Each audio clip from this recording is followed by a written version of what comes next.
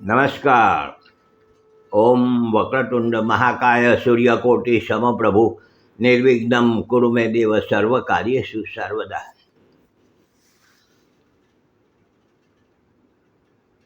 નડતા ગ્રહના શાંતિના સરળ ઉપાય એ વિષય ઉપર આપણે વાત કરીએ છીએ. હમણાં ચંદ્રગ્રહની વાતો કરીએ છીએ.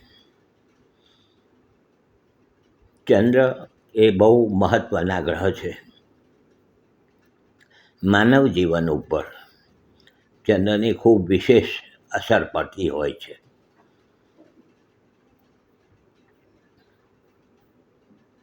ચંદ્ર એટલે મન, અને જે ચંદ્ર નિર્બળ હોય છે એવી વ્યક્તિઓને સામાન્ય રીતે આરોગ્યના પ્રશ્ન કંઈક ને કંઈક રહેતા હોય છે. માનસિક ટેન્શન રહેતું હોય છે. માનસિક ટેન્શન,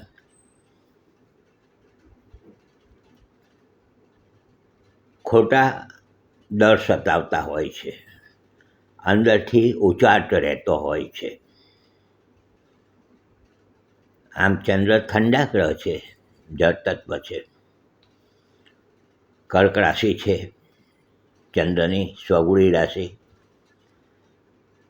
ગુરુ અને ચંદ્રનો ખૂબ શુભ સુંદર યોગ જન્મકુંડલીમાં બનતો હોય છે. એને જ્યોતિષની ભાષામાં ગજકેસરી યોગ ગણાતો હોય છે, કહેવાતો હોય છે.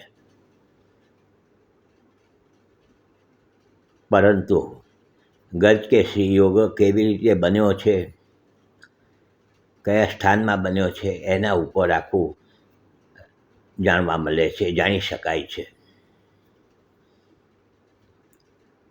ચંદ્રનો નિર્બળ હોય તો શિવની ઉપાસના કરવાનું શાસ્ત્રમાં સૂચન કર્યું છે. શિવની ઉપાસના, સફેદ વસ્તુનું દાન કરવું જોઈએ. ચાહે તો ચોખા હોય, મંદિરમાં કપૂર મૂકો, ચાંદીનું દાન કરો. ચાંદી ઉપર ચંદ્રનો અમલ છે.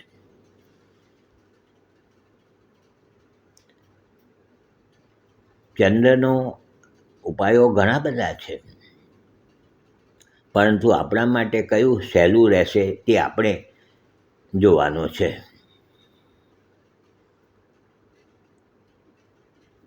શિવની ઉપાસના કરવાથી ચંદ્રગ્રહની શાંતિ મળતી હોય છે. ગણપતિની ઉપાસના કરવાથી પણ ચંદ્રનો જે બેનિફિટ મળવો જોઈએ, નબળા ચંદ્રનો શુભમાં રૂપાંતર થવું જોઈએ, તે થતું હોય છે.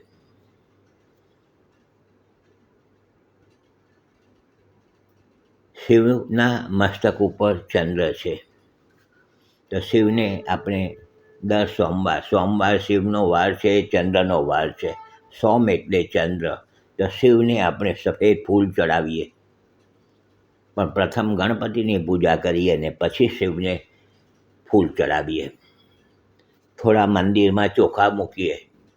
અન્ન છે વેરવાનું નથી, ગમે તેમ નાખવાનું નથી, પરંતુ એક મુઠ્ઠી કે તમારી જે શક્તિ મુજબ પડીકામાં બાંધીને તમે મૂકી શકો છો.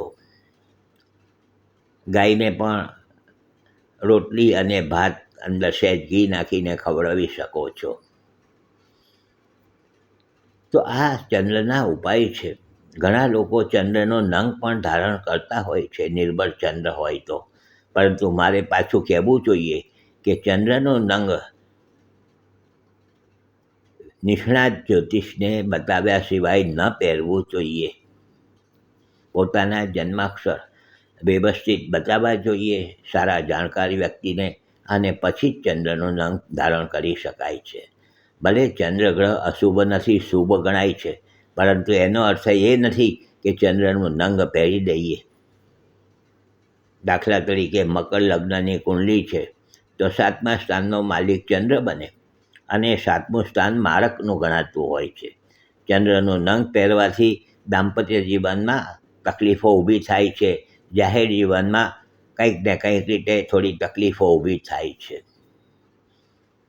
મારો કહેવાનો આશય એ છે કે કોઈ પણ ગ્રહના નંગ તમે વગર જાણીએ નિષ્ણાત વ્યક્તિની સલાહ સૂચનો વગર પહેરશો નહીં.